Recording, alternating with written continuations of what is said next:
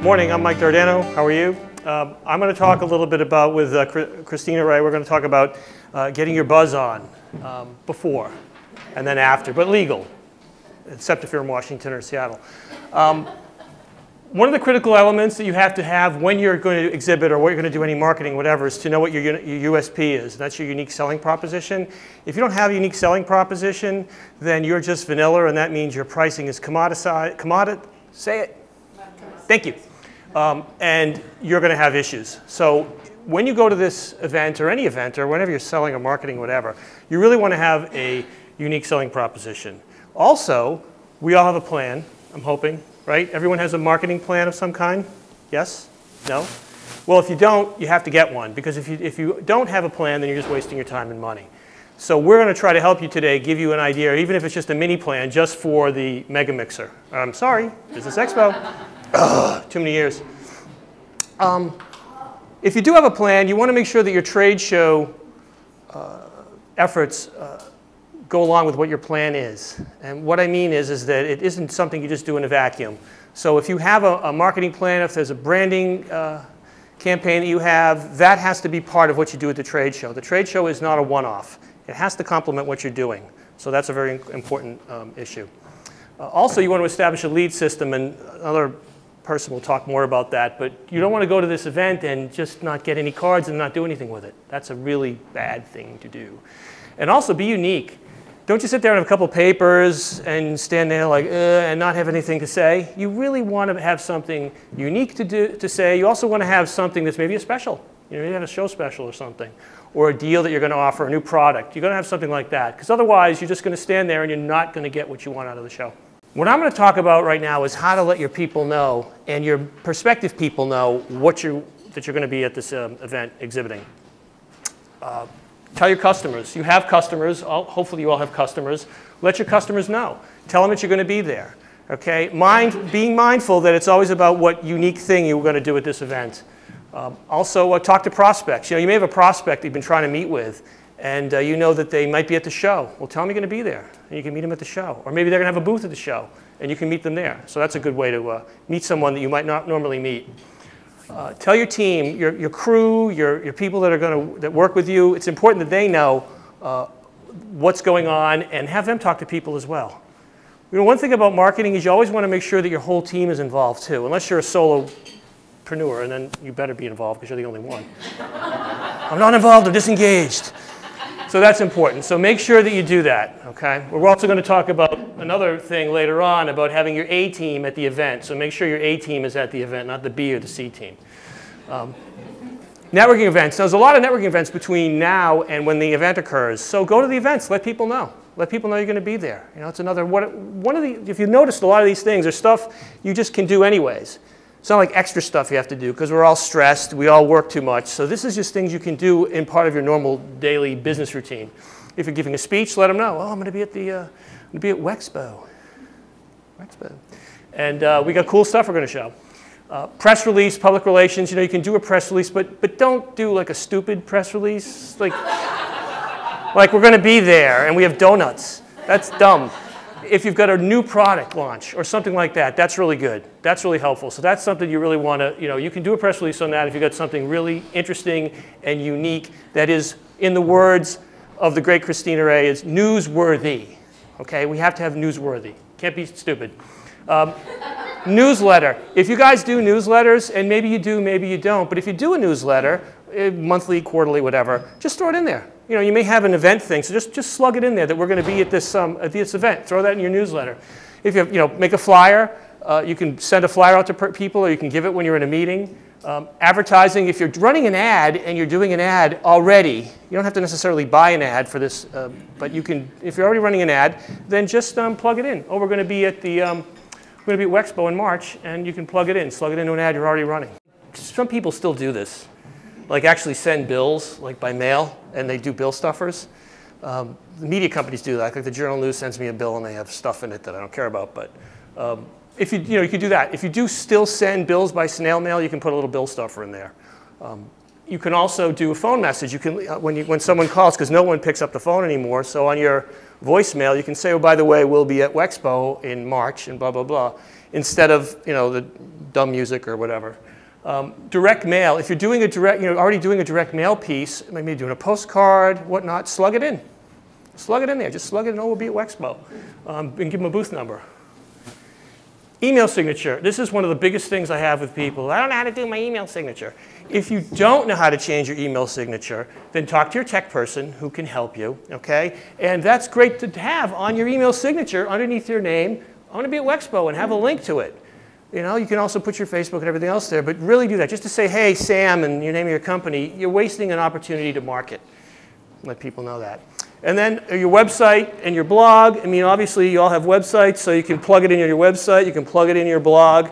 Basically, any sort of communication channel that you have currently that you're using, you want to utilize to let people know that you're going to be at WEXPO, that you're going to be doing something unique, and you'd like them to come and check you out. Okay, so that's my part. So to follow Mike, we're going to talk about how to create buzz on the day of the event. So nothing beats face-to-face meetings. With everything being so virtual these days, nothing beats sitting across from somebody or standing across from somebody and explaining your products and services to them and getting to know each other better. It's one of the best sales methodologies still to this day. It's in a very intense time frame, though. You're only going to have a couple of hours to explain your products and services to everybody. So exactly what Mike said, make sure that you have your A-team with you.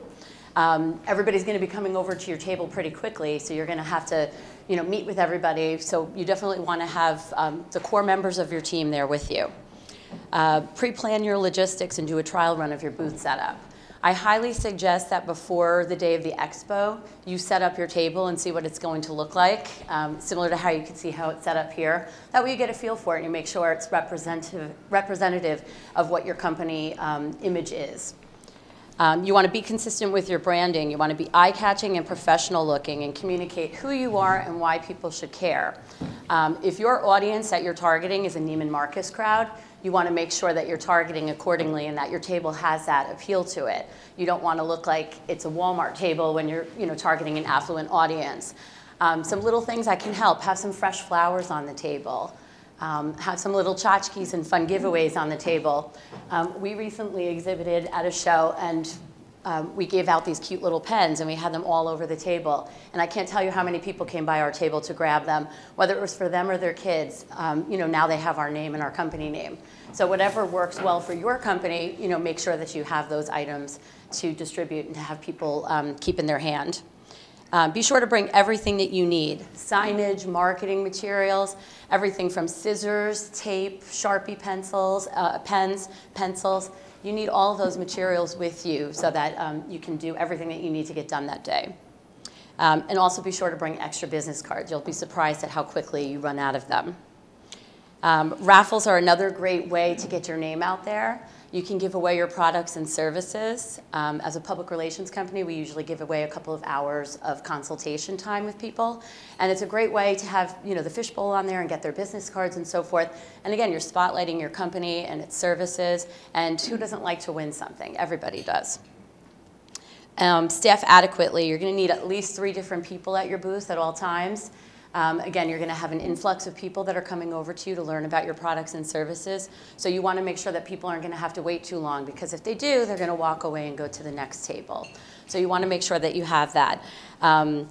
Everybody should have a cohesive look and feel to them as well. So again, think in mind about your branding for your company. Whatever your corporate colors are, everybody doesn't have to look matchy-matchy and have a perfectly matched outfit, but you want to have that same look and feel. So if your colors are you know, yellow and black like ours are, you know, somebody wants to have a yellow shirt, somebody wants to have a yellow jacket, and it just, again, makes the whole table and the whole setup look really nice.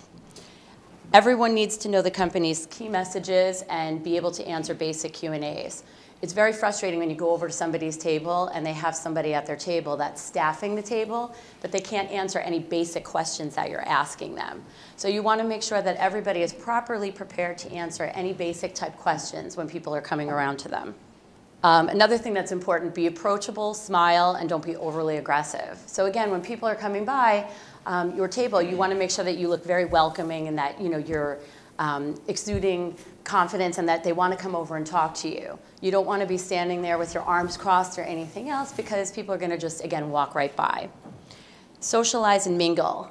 So in addition to staying behind the table, another reason why it's important to have more than at least 3 people there is because you want to have somebody that's roaming around the event as well so that they can go out and meet with some more people and hopefully bring some more people back to your table as well.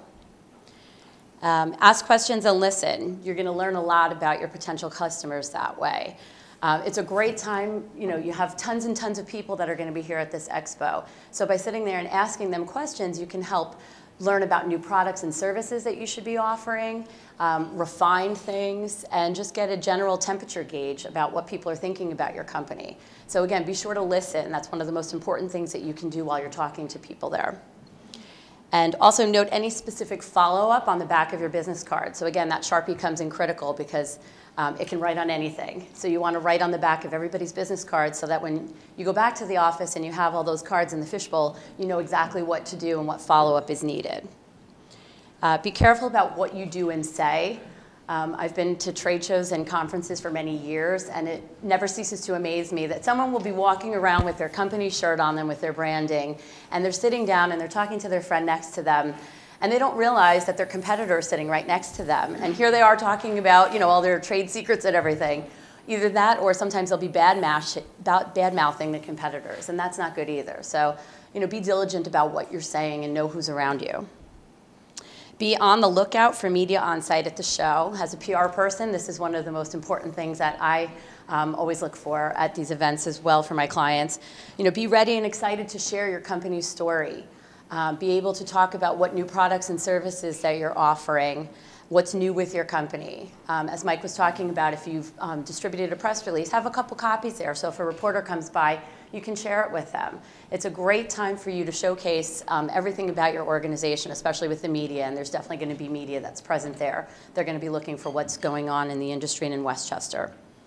Also, remember, you're always on the record. Whenever you're talking to a reporter, you can't say something and then take that back and say, oh, that was off the record. That doesn't work that way. You have to make sure that you think about what you're saying and make sure that you're going to be okay with that being in the news the next day. Leverage your social media channels to provide real-time updates. Bridget's going to be talking in more detail about that, but that's a very important channel to help start spreading and creating some buzz for your business. And then take lots of photos to share on your website and social media channels as well. All the social media channels are very visual, so any photography that you have in videos is going to be to your benefit. And then post-event. So personalized and prompt follow-up is key. I always suggest that everybody have a written note that's all ready to go so that the next day after the event, you can personalize every note and start getting it out to people right away. I'm always surprised when I meet with new clients about how many people go to these events. They get all these business cards and then they do nothing with them. The whole point that you're there for is to make new relationships and create sales and potential new customers. So when you get these business cards, make sure that you follow up accordingly the next day. Celebrate success with your team. This is another thing. Too often we go on to the next thing right away. People are working really hard for your business, and you want to make sure that you thank them accordingly for it. After I exhibit at a lot of different shows, I go out and I get my team some little gift cards or something like that. Just, again, a little pat on the back and congratulate them and thank them for all their hard work on your behalf. Your employees are your best ambassadors for your company, so you want to make sure that they're always feeling good about working for you. And then recap the event on your website and social media channels. Again, showcase all those great photos, ask people to tag themselves. It'll help create more buzz for you. Spotlight any post-event media coverage. So hopefully you networked with some reporters at the event. Hopefully you end up in some articles. And then getting the coverage is one thing, but then spotlighting it is a whole nother thing. So you want to make sure that you get all those articles and that you share them on your social media sites, your website, and just keep spreading the word about them. Be sure to measure your ROI so that you know if this was something that was very successful for you, and note your lessons learned for next time. While it's fresh in your mind, it's really important, again, to sit down with your team and recap everything that you did at this event, what worked well and what didn't work well, and make sure that you refine it for next time. So good luck, and I hope everyone creates lots of buzz at the event.